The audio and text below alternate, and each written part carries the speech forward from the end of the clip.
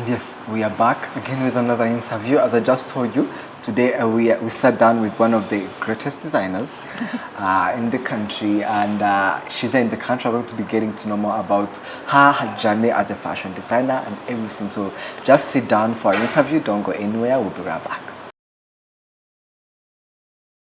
Welcome to our interview, definitely. Thank you. Thank you for having me. It's such a great pleasure to have someone like you in your country. You just participated in Afrique à la Mode. That's why we met. We had a short interview backstage. Right. So, but we want to get to know you more. Right. We want to get to know the person behind Farah, yes. Your brand. So tell us a little bit before we go into the designing part and everything. So tell us a little bit about yourself.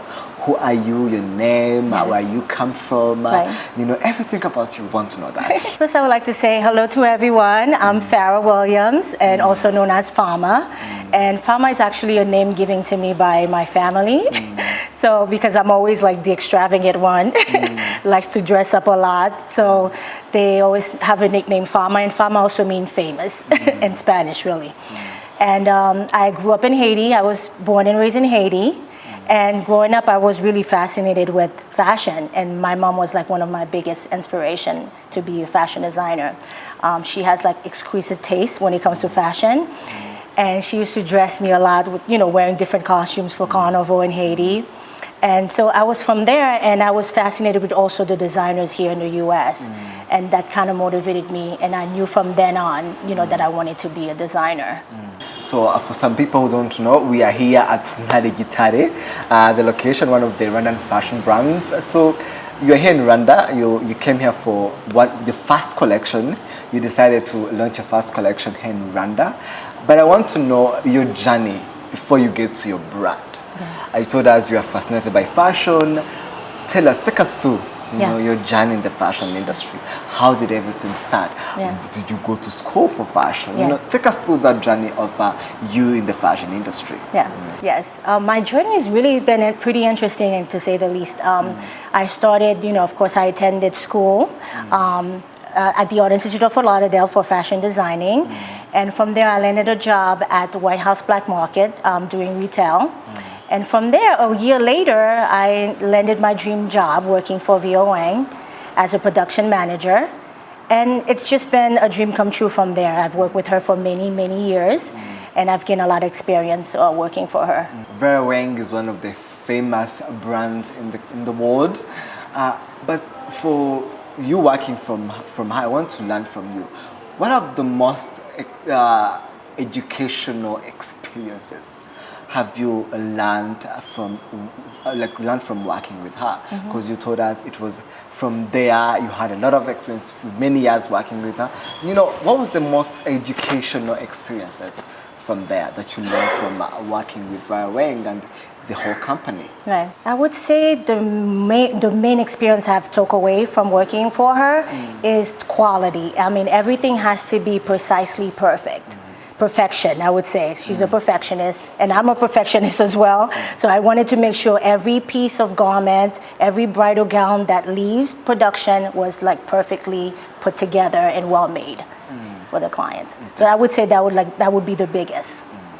So what about your journey as working with her before you get into your brand and opening your brand? Tell us your journey. How would you define your journey working for? Because Vera Wang is a bridal, famously known for bridal wear.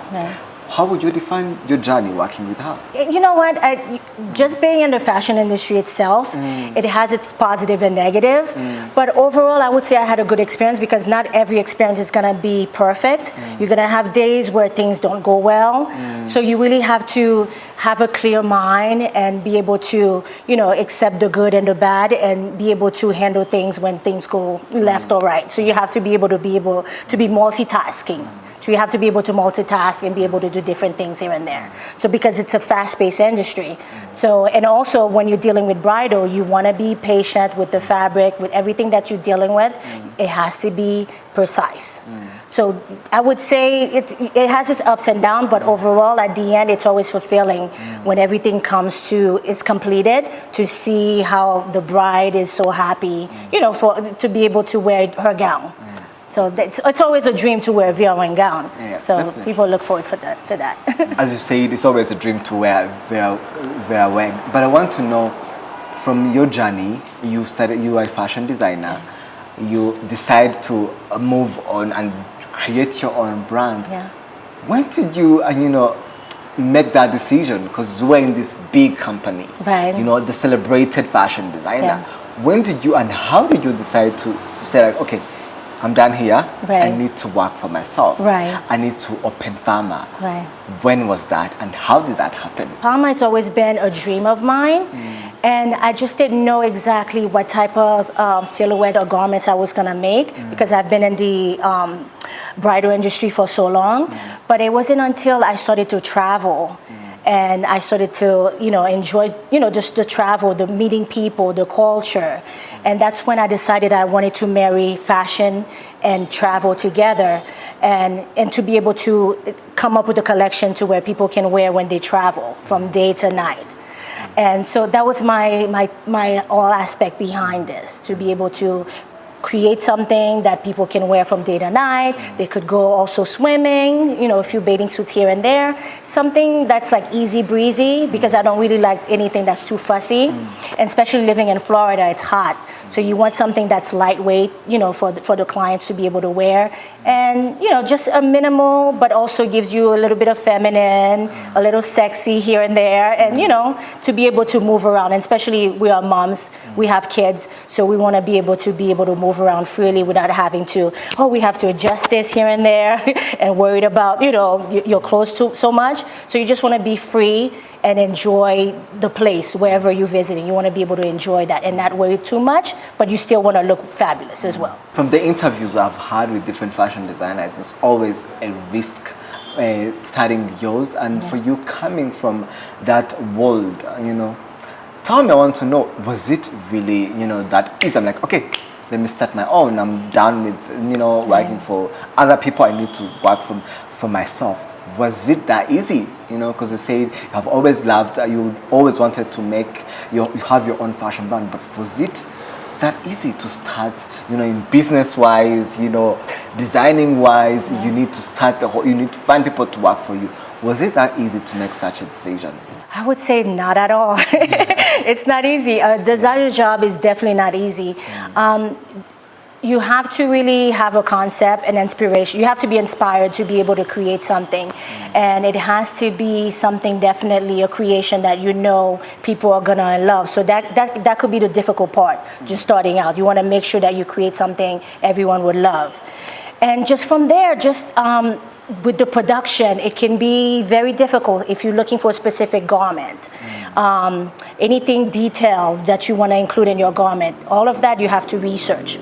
So I would say it's not an easy task. So anybody who wants to be a designer, anybody who's a designer, they know that it's not easy.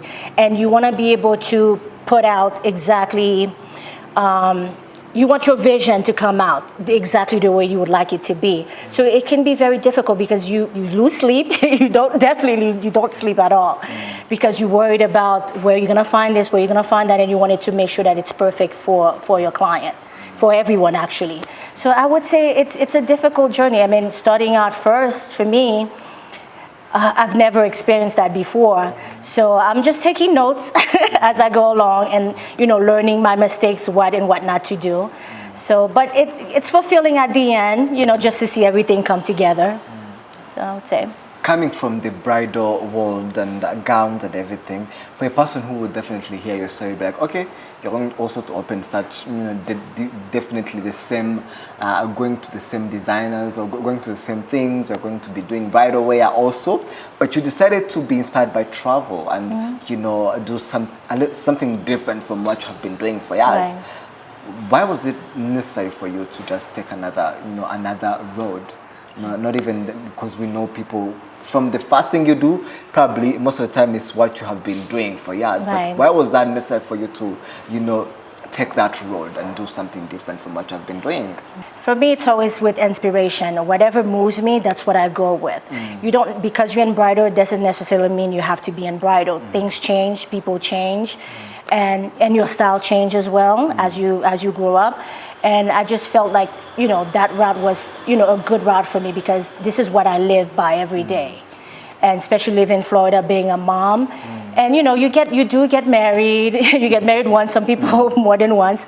But I just felt like that the avenue was best for me because that's what drove me. That's what made me happy, my travel. Just being in different countries and seeing how people live their life, their culture, and just meeting new people. And that really made me light up. That inspired me to, pretty much, do that collection that I did. From what you just said, I just remember the collection you launched at African Ala Mode, because it's like travel, everything, water. Right. I want to know, why was it necessary to show us your first collection as Rwandans? Because maybe you could have gone to other big fashion shows, right. But why exactly Rwanda? Rwanda, I think, was a perfect opportunity for me. When it was presented to me, I thought about it, and it was a no-brainer. It was a no-brainer, and I really wanted to visit Africa, and that was like definitely one of on my travel list. And the opportunity came, and I just didn't think twice. I just went for it. So and I thought it was a good idea for me to present my collection there. It was like the perfect country to show my collection as a Black designer. What was the feedback? How did people react from the show? It has been days now. I think you got some feedbacks you had from people. Tell us, what was the feedback when they saw your collection? Because for me, I loved everything that I saw. We talked about this, but I want to know what was the feedback from people, that saw your collection that night, and how did you feel?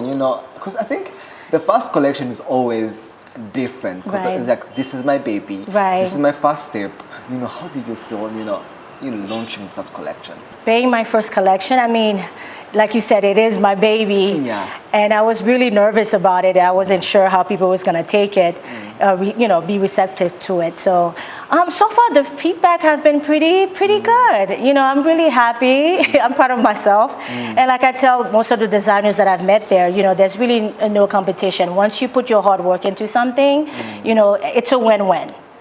So I felt really happy that everyone came to me and, with their congratulations that I did great with my collection, and they had specific pieces that they love as well. So I was really happy with that. So it made me feel really good. So I would love to know, from now, what's next? This first collection, are you going to be still doing the same the travel inspired outfits? Are you planning, maybe if you're working on the next collection, are you planning maybe to be inspired by different things? Or if you see your brand, how would you define your brand from now on? Because I think the first collection is always the first one that describes and then show the brand. How are you going to be describing your brand from now on? Well, my brand will definitely be travel inspired for sure, and that's what it's all about. Fashion and travel combined. And I would definitely continue to focus on resort wear. And I'm already inspired, actually, just being here in Kigali with a new collection. I don't want to give away too much, but it's definitely going to be Kigali inspired. So I'm already working on that. So I'm looking forward to the next collection, and I hope that I can come back here and do another fashion show here for you guys. Oh, definitely. If it's Kigali inspired, it has to be in Rwanda. Yes, of course. It has to be in Rwanda. But I want to know, where does the brand stand in terms of sustainable fashion, in terms of recycling? Because we are at that time where we, as the world, we are starting to be like really serious about our environment. As I've been having these conversations about Rwandan fashion brands, but for you, as a person who's been in the industry for years, studying your brand, where do you stand in terms of sustainable fashion? I think sustainable fashion is very important, and moving forward, I plan on incorporating that into my collection. And I want to because I know for people now, things can get really tough, and just be able to make money to stay up to date with the fashion. And so I want to create pieces that people can mix and match, and which could be easy for them as well. So definitely that, and also materials that can be easily washed, and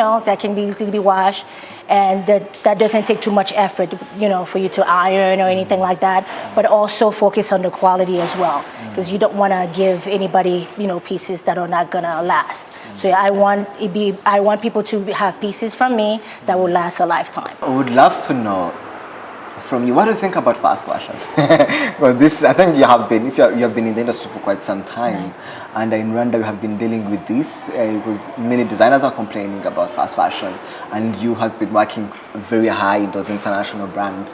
What do you think about fast fashion? How should we, as Rwandans who are watching us, people who want to start their brand, how are they going to tackle such issues and making great creativity, in making good designs that are unique, that is so hard to copy? What would be the advice to the designers, and how do you think they should tackle such issues? Yeah. It can be kind of hard for that. I feel like it's not going to stop. It's going to keep happening. I think that, the designers should just continue to focus on what they do best and not be distracted of whatever that is around. I'm not saying not to be aware, but, do not let that, discourage them, Just continue with your creation.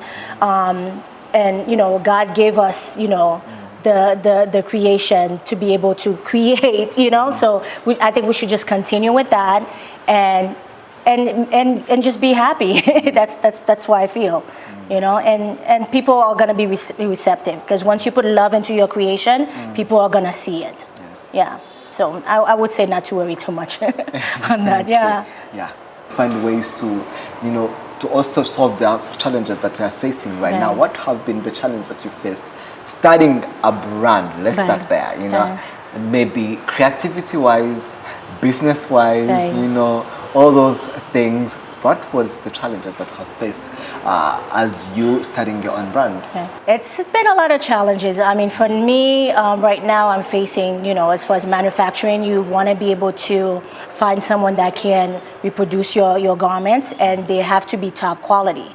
And for me, quality has to be number one. It's my priority. So I want to make sure. That's been really, really difficult to find someone, but I'm praying that I'm able to find someone that can produce my garment, and they will be well produced, and I can, everybody will be happy, with the quality as well. But that's my main issue right now. So there's so many movements in the fashion industry. There's Me Too movement, there's diversity in the industry, because you have been in the industry for quite some time now. Where does your brand stand in all those things? Because I think there was you from Vera Wang and all the things that you are, on the way you were working as a brand, but now you have your own brand. Where does your brand stand in terms of diversity? Let's start there. Because there's so many brands that have been really not making clothes for everybody, but now you have your own brand. How are you going to be tackling all those issues? Yeah, for me, my brand, I don't want to focus on one specific audience. I just want, to be honest, I just want to make a clothes that people will love. And I'm hoping that anybody, because I also want to include in the future men as well. So I want to be able to create different garments, pants, like you don't really have to feel like you're closed off, you're subject to wearing this particular style. So I want to create different style that people can wear, men and women as well, but mostly women who love to travel. And so they can be fashionable wherever they are, wherever they go. And so my target, I'm going to focus more on women, pretty much, the women, the ladies. And then later on, I'll add the men into it, What are some of the highlights in your career? You have been doing this quite some time. You talked about it. You shared your journey. But I want to know, what are some of your highlights that you are really most proud of, from the time when you started at a young age? I think I remember when we met at the fashion show, you showed me this picture. Like back then when you started out in the fashion industry, but what are some of the highlights that you're really most proud of? You can share us with.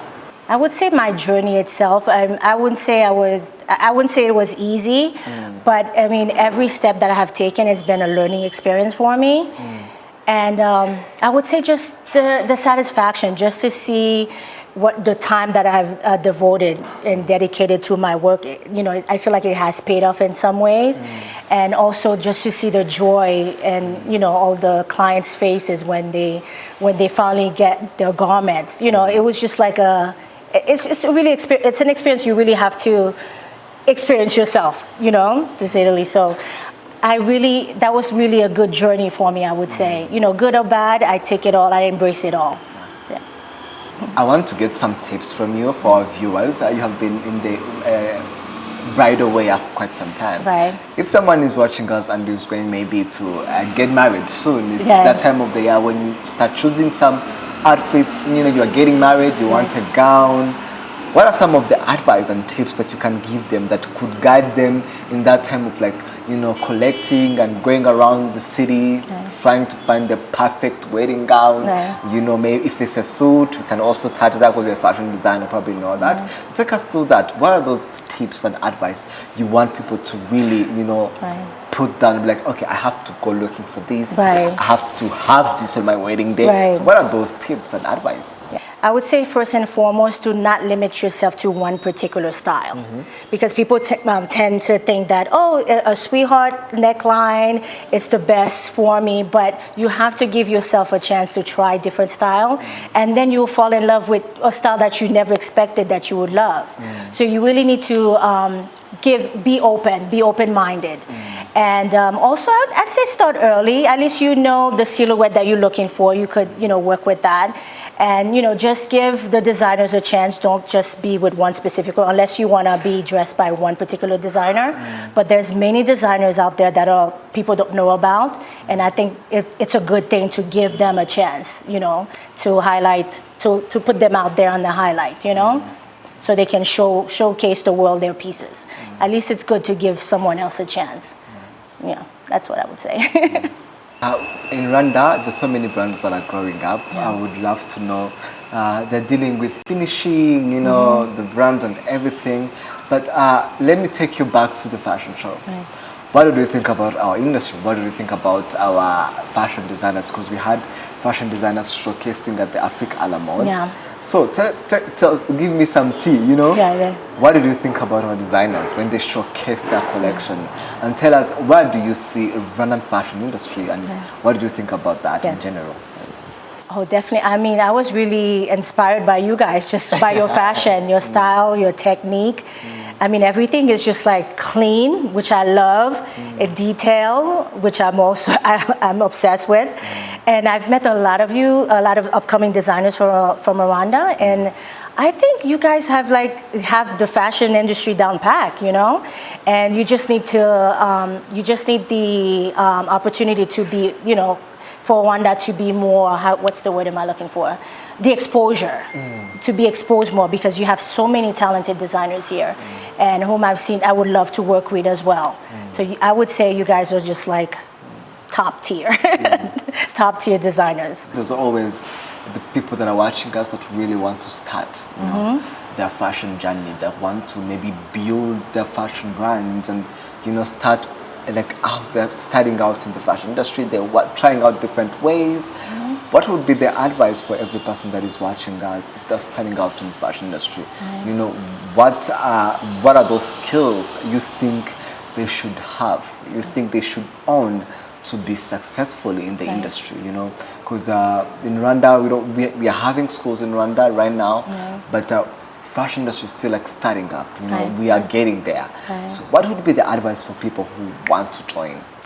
I would say to be consistent, and also with your design, try not to overdo it, because I feel like now being minimal and not being over the top is, you know, for me, I just feel like people want something that's like they can wear on a daily basis, and something that's wearable, because I've seen many designs that are like, okay, would I wear this every day? So you have to keep that in mind. Is it something that you see yourself wearing on a regular basis?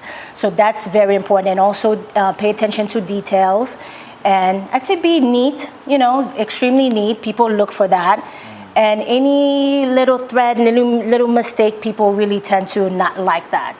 And I've come across a lot of people that way. They're very picky when it comes to, you know, the way their garments are made. So you really have to pay close attention and be neat with everything you do. And then just, you know, focus on the detail and make sure everything is neatly made. Yeah, I'd say that. That's a great learning from you. Hope everybody that is watching us really learned from your journey when you started and everything. Thank you very much for joining us, and thank you very much for coming in Rwanda. Thank you. Thank you for having me. Yes.